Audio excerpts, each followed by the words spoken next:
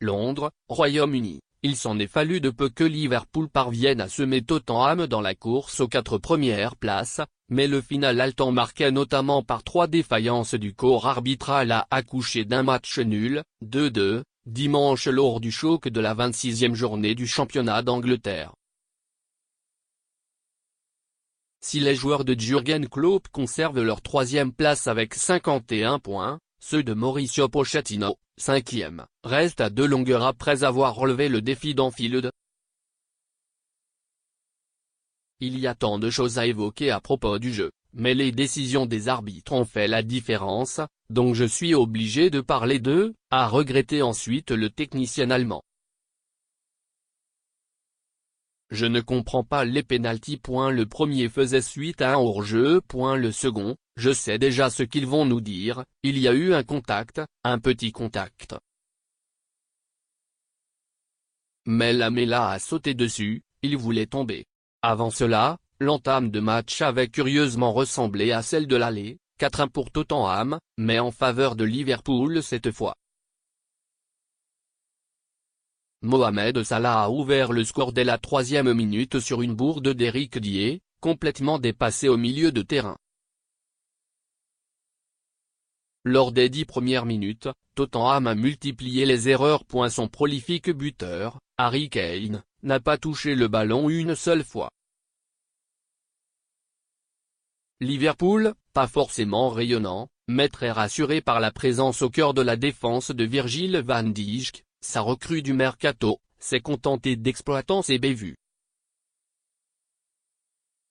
Les Reds se sont créés 5 occasions en première période, et auraient dû faire le break dès la 18e minute sur un tir dévié de James Milner.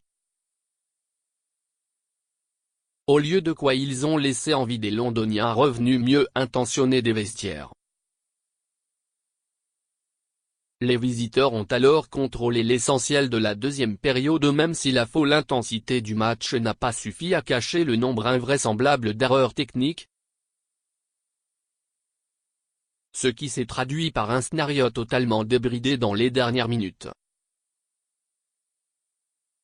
À la 80e, une frappe surpuissante du remplaçant Victor Wanyama, consécutive à une sortie bizarre de Karius, a d'abord permis à Tottenham d'égaliser, 1-1. À la 84e, Harry Kane a obtenu un pénalty malgré un hors-jeu indiscutable qui a entraîné une longue discussion entre l'arbitre central et son assistant. Mais le portier allemand des Reds s'est alors racheté en repoussant la frappe du meilleur buteur de Premier League. Dans la foulée, l'autre gardien, le Français Lloris n'a pas pu mettre fin au fantastique slalom victorieux dans la surface de Salah, 90+1, auteur d'un doublé qui lui permet de revenir à une longueur de l'Anglais, 21 buts contre 22. Liverpool prenait alors l'avantage. Mais son attaquant égyptien semblait hors-jeu lui aussi au départ de l'action. 4 minutes plus tard, Kane bénéficiait de nouveau d'un pénalty accordé généreusement. Cette fois-ci il ne se ratait pas, 90+5, et mettait fin au match sur un score de parité en même temps qu'à quelques instants de folie.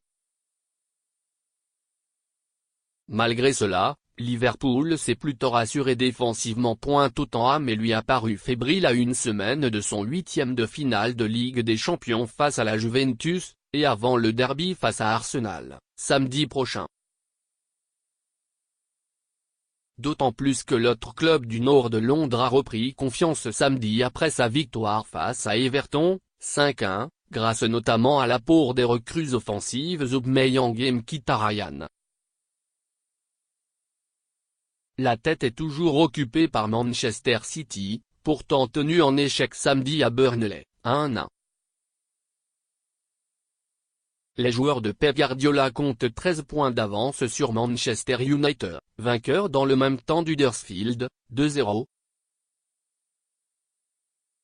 Lundi, Chelsea essaiera à Watford de profiter du faux pas des Reds pour leur reprendre 2 points d'avance et remonter sur le podium.